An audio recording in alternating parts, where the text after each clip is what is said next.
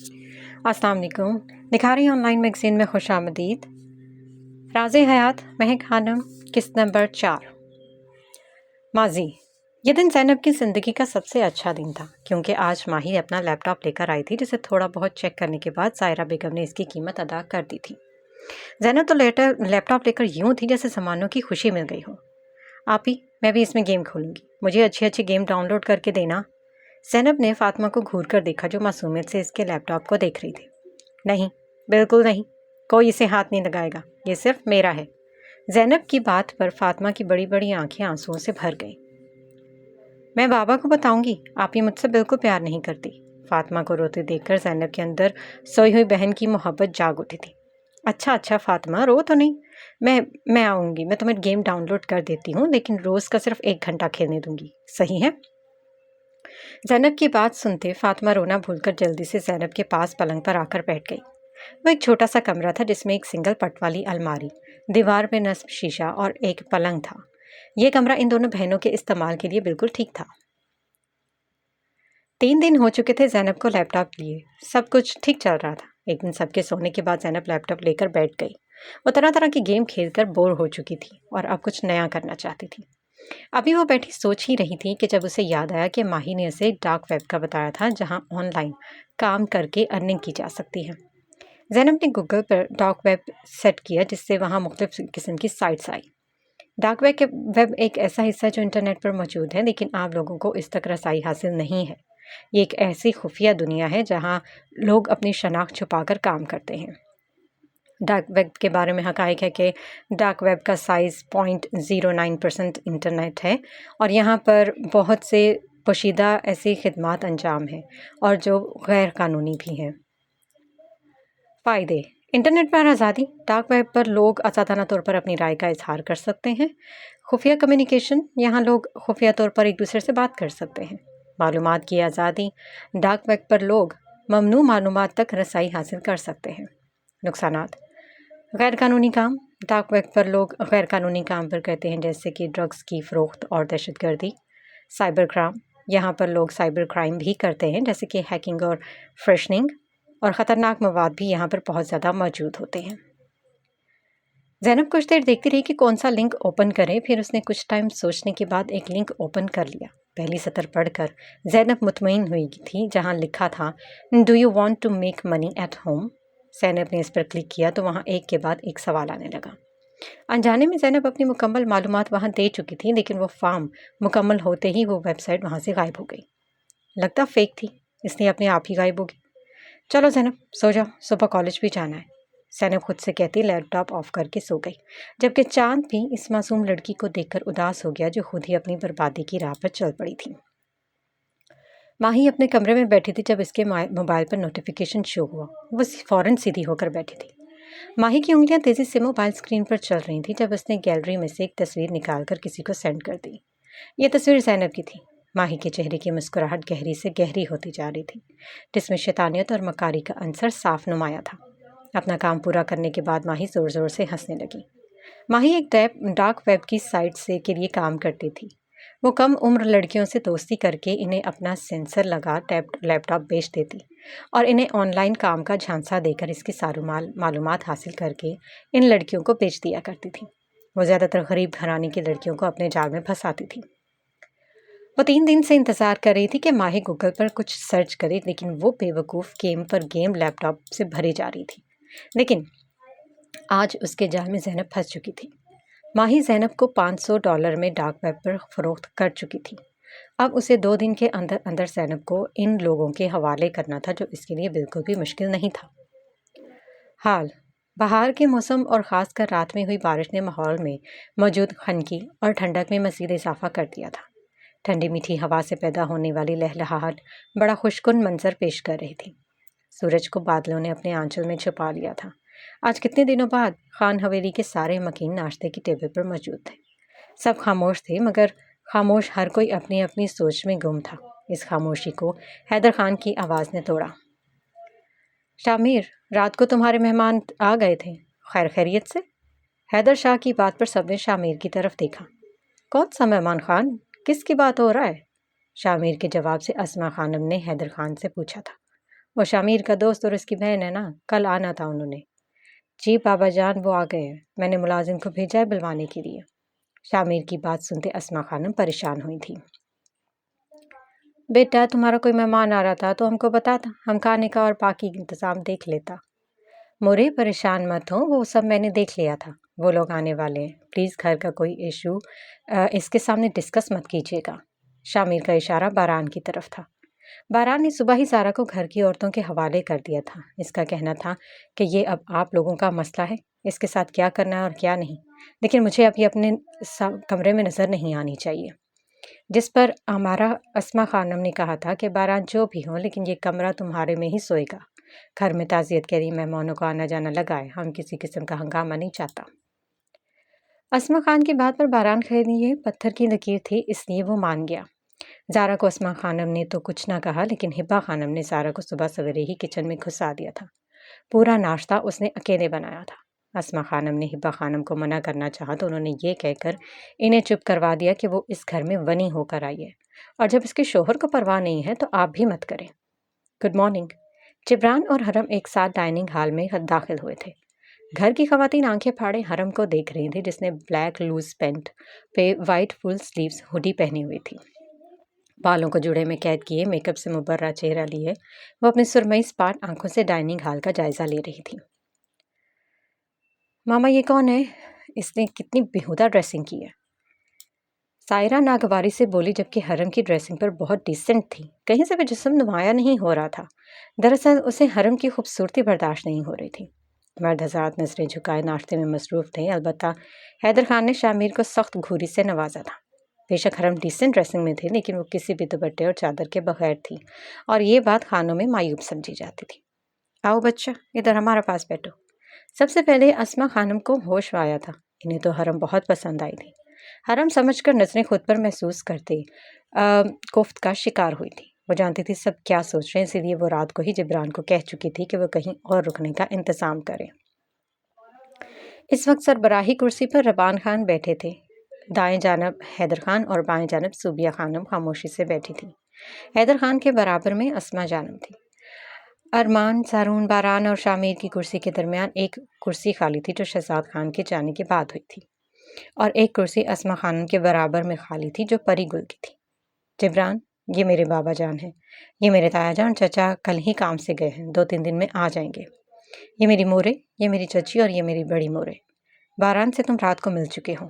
یہ میرا چھوٹا بھائی زارون اور یہ ارمان میرے چچا کا بیٹا ہے، اور یہ میری گڑیا اور یہ سائرہ میرے چچا کی بیٹی۔ شامیر کے تعارف کروانے کے بعد سب نے ناشتہ شروع کیا۔ خانم، آج کھانا کس نے بنایا؟ بہت منفرد ذائقہ ہے۔ باقی سبھی حیدر خان کی بات سے اتفاق کرتے تھے۔ ناشتہ واقعی بہت لذیذ تھا۔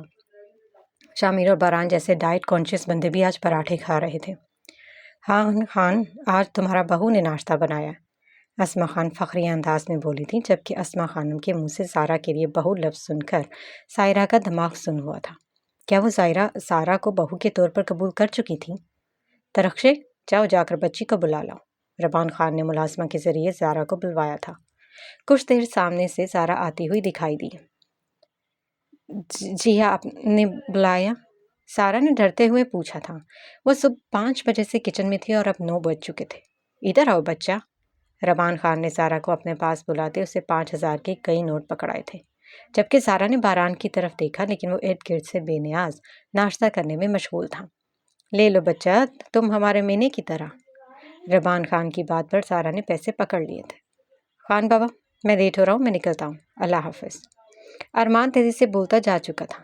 سارا بچے، یہ ہمارا مہمان ہے حرم، اور حرم بچے، یہ ہمارا بہو اور باران خان کا بیوی زارا باران خان۔ زارا نے آہستگی سے سلام کیا، جس کا جواب حرم نے سر ہلا کر دیا تھا۔ بیٹھو بچے، تم بھی ناشتہ کرو ہمارے ساتھ۔ حیدر خان نے باران کے برابر والی کرسی پر زارا کو بیٹھنے کا اشارہ کیا، جہاں سے ابھی ارمان خان اٹھ کر گیا تھا۔ میں بعد میں کر لوں گی۔ سارا سخت نروس تھی۔ بیٹھ جاؤ بچہ۔ سارا ہچکچاتے ہوئے باران خان کے برابر والی کرسی پر ٹک گئی۔ باران خان نے ایک نظر سارا پر ڈالی، جو سفید پھولوں والی قمیض پر سفید بڑی سی چادر لیے ہوئے تھی، اور یہ کپڑے صبح ہی اسما خانم نے سارا کو دیے تھے۔ باران خان حیران ہوا تھا کہ اتنی سی لڑکی کتنا اچھا کھانا بناتی تھی، ورنہ زرمینوں کو چائے کافی جیسی چھوٹی موٹی چیزیں ہی بنانی آتی تھی۔ سائرہ باران خان کے ساتھ زارا کو بیٹھے دیکھ کر اپنے کمرے سے چلی گئی اور کسی نے اس کے جانے کا نوٹس بھی نہیں لیا سوائے ہبہ خانم کے۔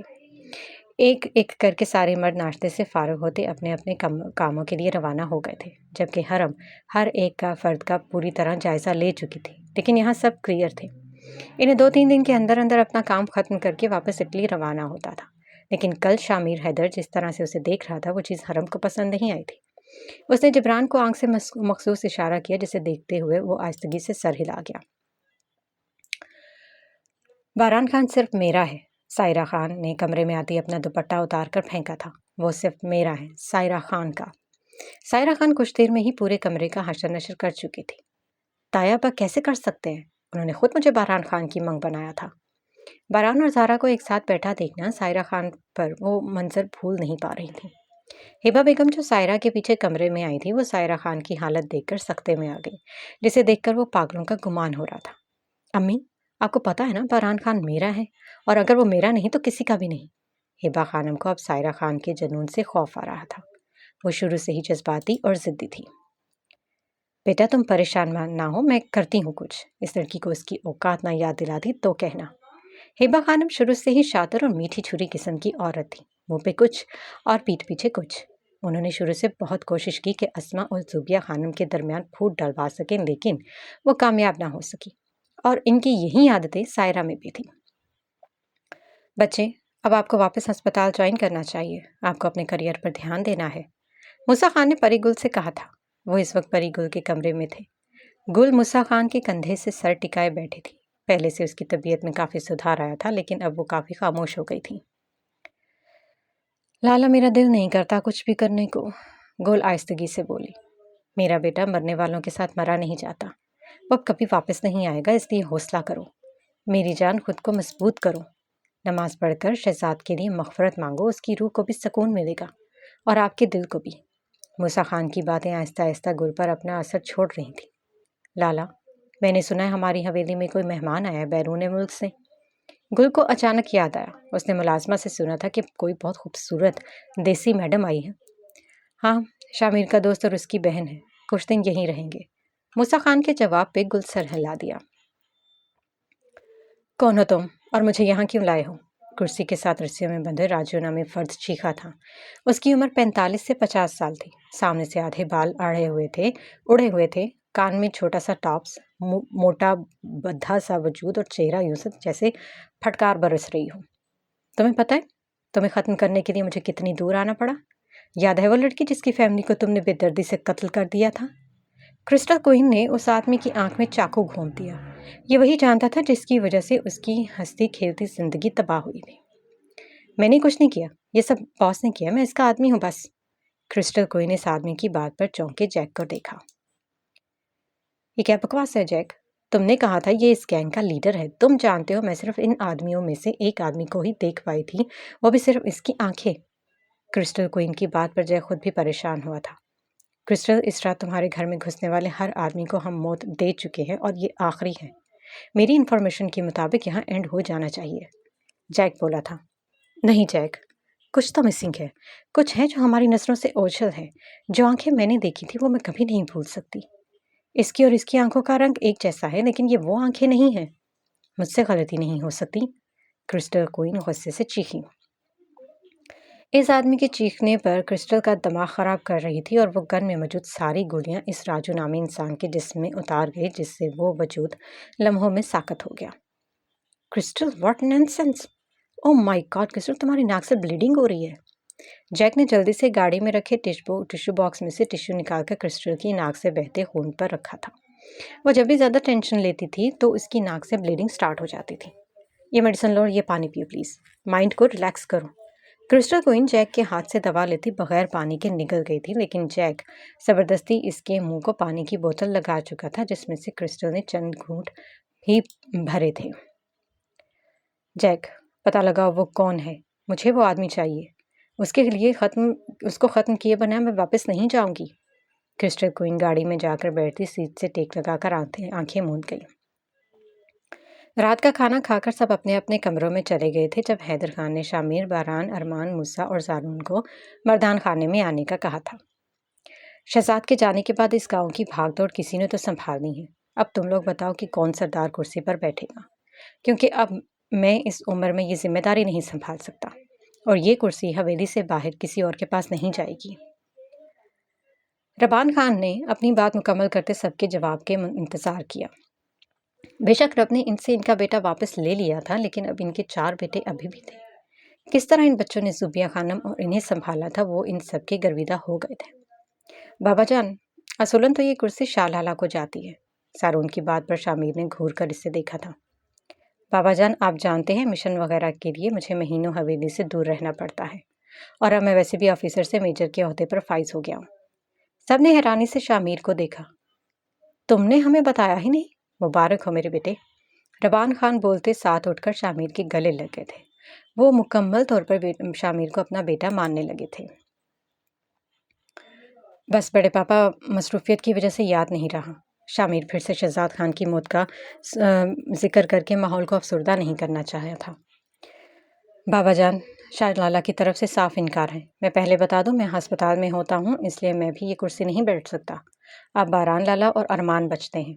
اب سب کی نظروں کا مرکز ارمان اور باران پر تھا، جو اتفاق سے ساتھ ہی بیٹھے تھے۔ بابا، آپ ارمان کو سردار بنا دیں، مجھے کوئی اعتراض نہیں ہے۔ باران کی بات پر ارمان اچھل کر رہ گیا۔ اللہ، لالا کیسی باتیں کر رہے ہیں یار، میری ابھی عمر تھوڑی ہے کہ میں سردار بنوں۔ اور بڑے پاپا، آپ جانتے ہیں نا کہ میری اسٹڈی کتنی مشکل ہے، میں نہیں بن سکتا۔ ارمان کے ڈرامائی انداز پہ سب کے چہروں پر مسکراہٹ آ گئی۔ چلو پھر کنفرم ہو گیا باران، تم گاؤں کے اگلے سردار ہو۔ 3 دن بعد، یعنی جس دن داور آ رہا ہے، اسی دن ہم تمہاری پگ کی رسم کریں گے۔ ربان خان حکم دیتے کھڑے ہو گئے تھے، جس کا صاف مطلب تھا کہ میٹنگ برخاست ہو گئی۔ ایک ایک کر کے سب اپنے کمروں میں چلے گئے۔ باران اپنے کمرے میں داخل ہوا جب اسے کسی کی گھٹی گھٹی سسکیوں کی آواز آئی تھی۔ اس نے نظر گھما کر دیکھا۔ زمین پر بچھے قالین پر لیٹی زارا پڑی تھی، جس کا وجود رونے کے باعث ہچکولے کھا رہا تھا۔ اے لڑکی، اٹھو، کیا مسئلہ ہے، کیوں رو رہی ہو؟ باران زارا کے پیروں والی سائڈ پر کھڑا بول رہا تھا جب زارا ایک دم سے اٹھ بیٹھی۔ کیا ہوا ہے، رو کیوں رہی ہو؟ باران زارا کے سامنے پنجوں کے بل بیٹھتا ہوا بولا۔ درد ہو رہی ہے، زارا سسکیوں کے درمیان بول رہی تھی۔ کہاں درد ہو رہا ہے؟ باران کے پوچھنے پر زارا نے اپنا ہاتھ آگے کیا، جس سے دیکھ کر باران دھک سے رہ گیا۔ یہ کیا ہوا ہے، اور اس پر تم نے کچھ لگایا نہیں؟ باران نے زارا کا ہاتھ پکڑ کر چیک کیا۔ چھری سے گہرا زخم تھا، خون بہہ بہہ کر سوکھ چکا تھا۔ وہ ہاتھ میں چھری لگ گئی تھی۔ زارا کی بات پر باران نے اسے دیکھا، جس کا ناک رونے سے لال ہو گیا تھا۔ وہ دیکھنے میں بہت کیوٹ لگ رہی تھی۔ کیسے لگ گئی؟ دیکھ کر کام نہیں کر سکتی تھی؟ باران خان سائڈ ٹیبل کے ڈرار سے فرسٹ ایڈ باکس نکالتے ہوئے بولا۔ باران خان نے زخم کی پٹی کرتے زارا کو پین کلر دیتے بیڈ پر لیٹنے کو کہا، جس پر زارا نے سرعت سے انکار کیا۔ چپ کر کے بیڈ کی دوسری سائڈ پر لیٹ جاؤ، میں کمرے میں صوفہ رکھوا دوں گا کل۔ باران نے پہلی دفعہ زارا سے کہتے دوسری بات خود سے کہی۔ اسے زارا سے صرف ہمدردی تھی۔ اسے کیا سزا دیتا، وہ تو معصوم سی تھی۔ زارا بیڈ کے کونے پر سکڑی سمٹی ہوئی لیٹ گئی اور دوا کے زیر اثر جلدی سو گئی، جبکہ زارا کو بیڈ کے بالکل کونے پر لیٹے دیکھ باران مسکراتا ہوا واش روم میں بند ہو گیا۔ بے وقوف! باران خان کے دماغ میں زارا کو دیکھ کر پہلا لفظ یہی آتا تھا، ماضی۔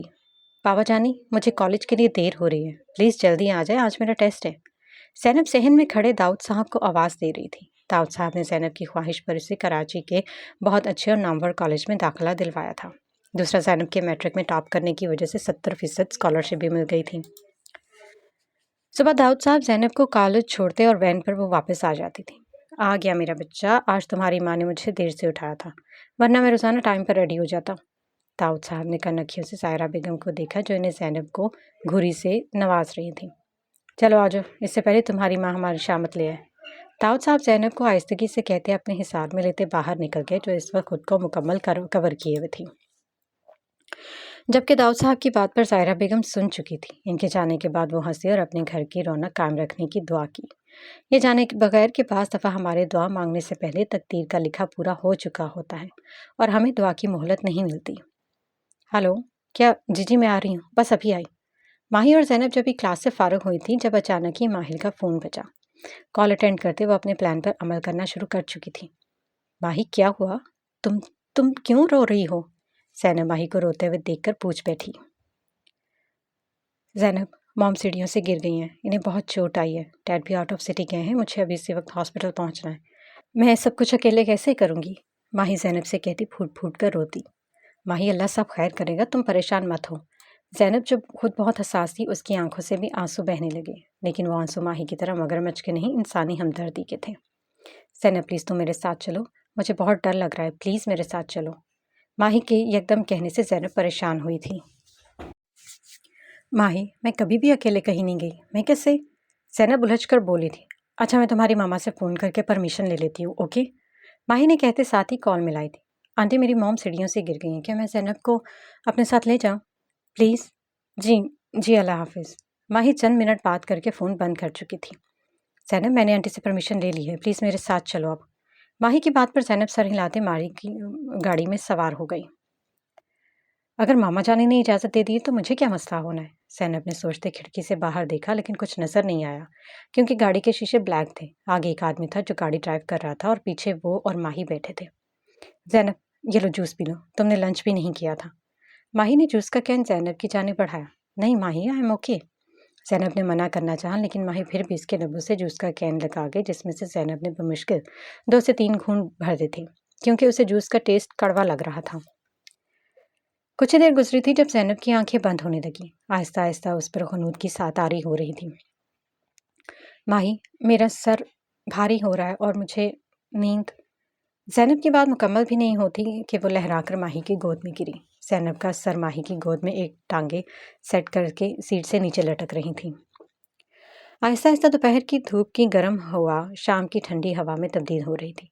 وقفے وقفے سے ہلکی ہلکی بوندا باندی ماحول میں سکون پیدا کر رہی تھی، لیکن وہیں اس وقت سائرہ بیگم پریشانی سے صحن میں چکر کاٹ رہی تھی۔ فاطمہ میرا فون لے کر آؤ، نہ جانے کہاں رہ گئی ہے یہ لڑکی۔ فاطمہ جلدی سے فون لے کر آئی تو سائرہ بیگم نے داؤد صاحب کو کال ملائی۔ شام کے 4 بج چکے تھے لیکن اب تک زینب گھر نہیں آئی، جبکہ وہ 3 بجے تک کالج سے آ جایا کرتی تھی۔ حنان کے بابا 4 بج گئے ہیں، زینب ابھی تک نہیں آئی، میرا دل گھبرا رہا ہے، کالج جا کر پتہ کریں کہ وہ اب تک کیوں نہیں آئی۔ زائرہ بیگم کی بات سنتے داؤد صاحب کے فائنل میں کام کرتے ہاتھ رکے تھے۔ تم پریشان مت ہو زائرہ، میں کالج کا پتہ کرتا ہوں، کئی راستے میں وین نہ خراب ہو گئی ہوگی، چلو تم کال بند کرو، میں نکل رہا ہوں۔ داؤد صاحب نے خود بھی پریشان ہو گئے تھے لیکن اپنے دل میں آتے وسوسوں کو جھٹکتے ہوئے وہ بولے، ساجد بھائی ذرا گھر میں کچھ ایمرجنسی ہو گئی ہے، میں جا رہا ہوں، اب پلیز سنبھال لیجیے گا۔ داؤد صاحب اپنے کولیگ کو دوست کو کہتے آفس سے باہر آ گئے۔ اپنی بائک سٹارٹ کرتے ان کا رخ زینب کی کالج کی طرف تھا۔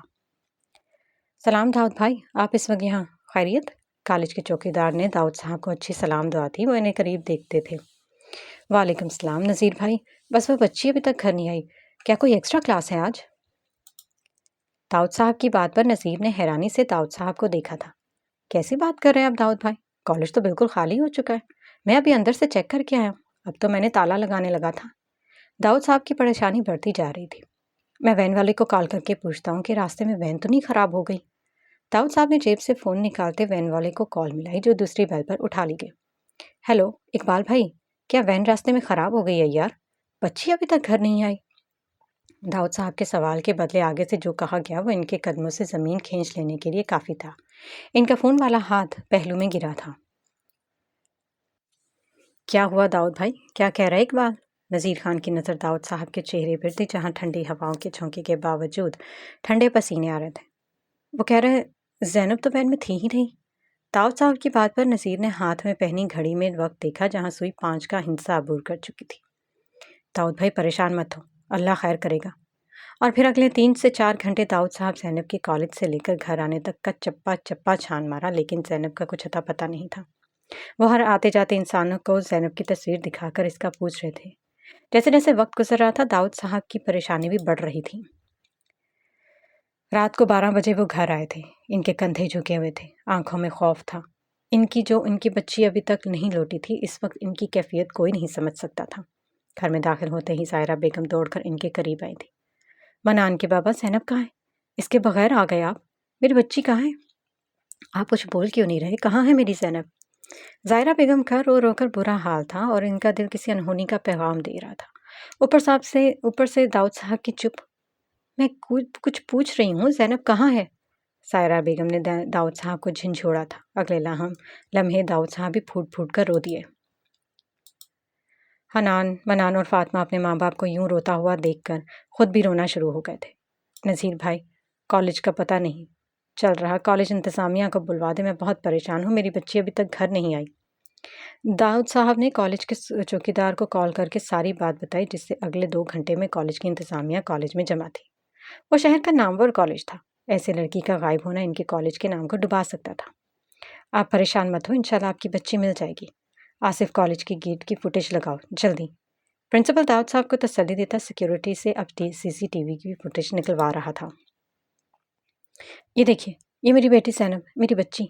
दाऊद साहब ने कंप्यूटर की स्क्रीन पर हाथ रखते हुए कहा, जहाँ सुबह की रिकॉर्डिंग का मंजर चल रहा था। ज़ैनब दाऊद साहब के बाइक से उतरी और फिर कॉलेज के अंदर दाखिल हो गई। बड़ी सी काले चादर ओढ़े, नीले हिजाब किए, वो चेहरे पर काला मास्क लगाया हुआ था। सिक्योरिटी गार्ड ने थोड़ी सी स्पीड तेज करते फुटेज आगे करना शुरू कर दी, जब इनकी नज़र कॉलेज के गेट से निकलती ज़ैनब पर पड़ी, जो किसी लड़की के साथ बातें करते हुए जा रही थी। इस लड़की का चेहरा भी मास्क से कवर था। वो फुटेज की टाइमिंग 1:06 थी, यानी ज़ैनब को गायब हुए 12 घंटे 35 सेकंड हो चुके थे।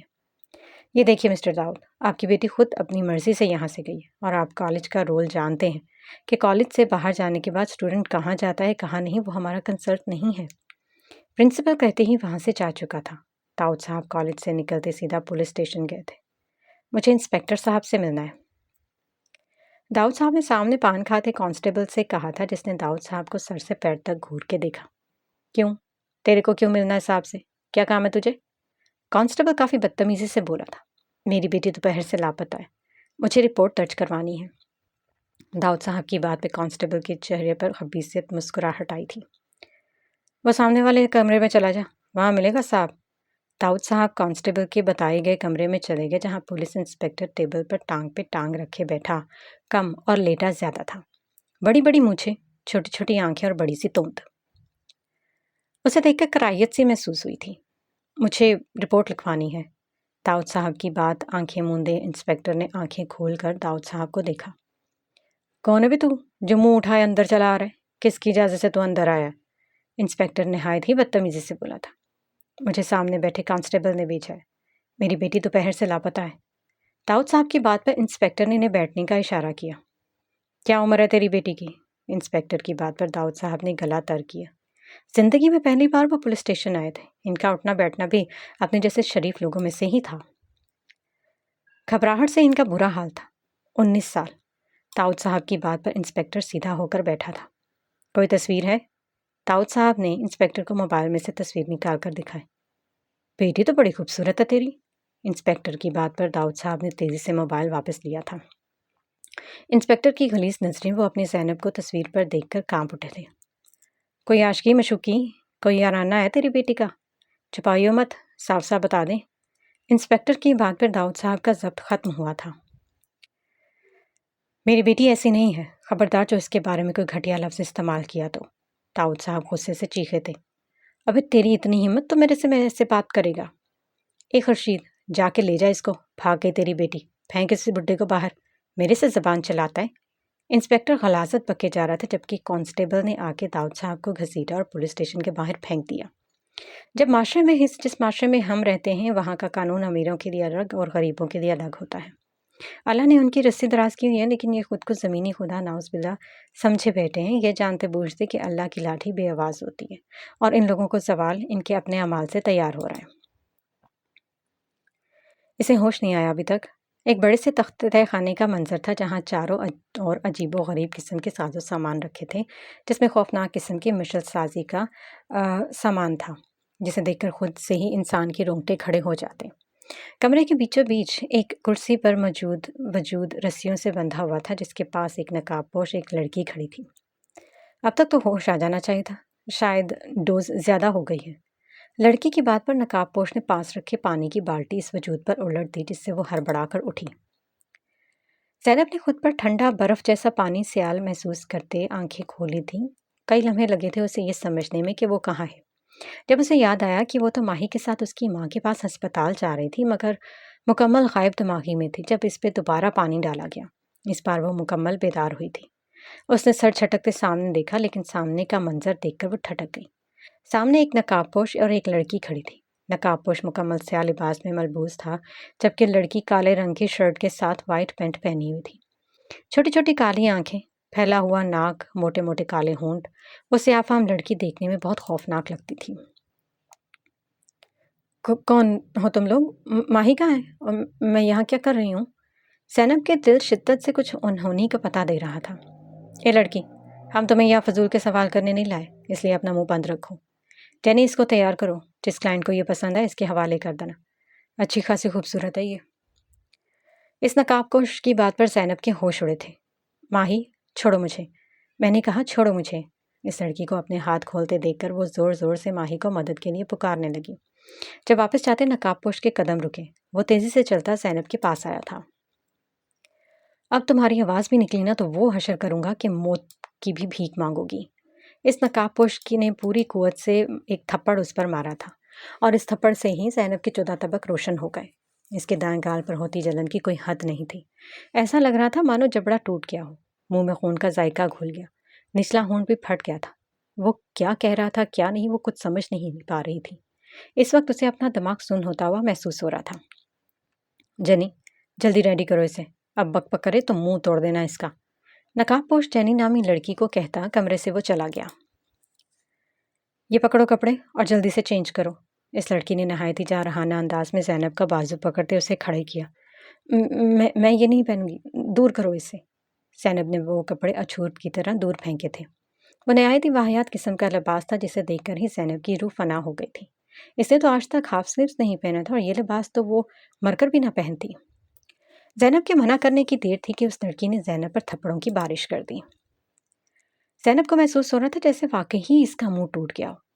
میرے سامنے بھوکتی ہے، چل جلدی سے پہن اسے، ورنہ میں تیری چمڑے ادھیڑ دوں گی، پہن اسے۔ زینب کی لاکھ منتوں کے بعد بھی وہ لڑکی وہ اپنا لباس پہنا چکی تھی جو اس کے جسم کو چھپا کم اور عیاں زیادہ کر رہا تھا۔ بازو سے سرے سے تھی ہی نہیں، ڈوریوں کے سہارے وہ کندھوں پر ٹکا تھا، کمر سے بے انتہا تنگ اور گھٹنوں سے تھوڑا سا نیچے تھا۔ اس کی پنڈلیاں صاف واضح تھیں۔ اس لڑکی نے زینب کے بال کھولتے برش کرتے کندھے پر ڈالے تھے۔ تیز میک اپ کرتے وہ زینب کے چہرے پر موجود نشان چھپا چکی تھی۔ اس لڑکی نے زینب کو مکمل طور تیار کرتے اسے ستائشی نظروں سے دیکھا تھا۔ اس کے لمبے گھنے بال کمر سے نیچے جھول رہے تھے۔ وہ سراپا حسن لگ رہی تھی۔ یہ دیکھ تو کتنی حسین لگ رہی ہے۔ اس لڑکی نے زینب کا رخ دیوار کے کونے پر لگے لمبے آئینے کی جانب دکھایا تو اس کا دل چاہا زمین پھٹے اور وہ اس میں سما جائے۔ وہ لڑکی اسے لیے کمرے میں آ گئی۔ جب سامنے کھڑے نقاب پوش کی نظر زینب پر پڑی، وہ چند لمحوں کے لیے مبہوت ہوا تھا۔ پھر زینب سے نظریں ہٹاتے اس نے اس لڑکی کو اشارہ کیا جس پر اسے باہر کی جانب لے کر گئی۔ باہر نکلتے ہی زینب نے آس پاس دیکھا۔ وہ بہت ویران جگہ تھی۔ 2 مرد اندر دروازے کی جانب چہرہ کیے بات کر رہے تھے۔ اس نے ہاتھ میں پکڑے چھوٹے سے اوزار کو دیکھا جو ایک چھوٹی سی گیند کی مانند تھا۔ اس کے ایک طرف سے نوک نکلی ہوئی تھی جس کی دھار بہت تیز تھی اور وہ کافی بھاری تھا۔ اندر تہہ خانے میں اس لڑکی سے نظریں بچا کر اپنے ہاتھ کی مٹھی میں وہ ہتھیار چھپا لیا۔ اس کا اپنا ہاتھ بھی اس دھار کی وجہ سے زخمی ہو چکا تھا۔ اچانک مڑتے اس نے اپنے پیچھے چلتی جینی کے کندھے پر اس نوکدار آلے کو گھسا دیا۔ وہ 3 انچ جتنا گہرا اس کے کندھے کے گوشت میں پیوست ہو چکا تھا۔ جینی کو دھکا دیتے وہ اپنی پوری قوت سے بھاگی تھی۔ تھوڑی ہی دور پہنچتے ایک گاڑی اسے نظر آئی جسے دیکھ کر وہ اس کی جانب لپکی۔ پلیز میری مدد کریں، اللہ کا واسطہ میری مدد کریں۔ زینب زور زور سے آوازیں دیتی اس گاڑی کی جانب بھاگی تھی، لیکن گاڑی میں سے اترتے انسان کو دیکھ کر زینب یوں تھی کہ گاٹو تو بدن میں لہو نہیں۔ وہ نقاب پوش زینب کے نزدیک آتے اس کی کلائی دبوچ گیا۔ آؤ تمہاری میں مدد کرتا ہوں۔ وہ نقاب پوش زینب کو گھسیٹتا گاڑی کا دروازہ کھول کر اندر دھکیلا۔ چھوڑو مجھے گھر جانا ہے۔ زینب گاڑی کا دروازہ کھولنے کی کوشش کر رہی تھی لیکن وہ کھول نہیں رہا تھا۔ وہ کبھی دروازے کو مکے مارتی تو کبھی اس نقاب پوش کو، لیکن وہ تو یوں بیٹھا ڈرائیو کر رہا تھا جیسے پتھر کا ہو۔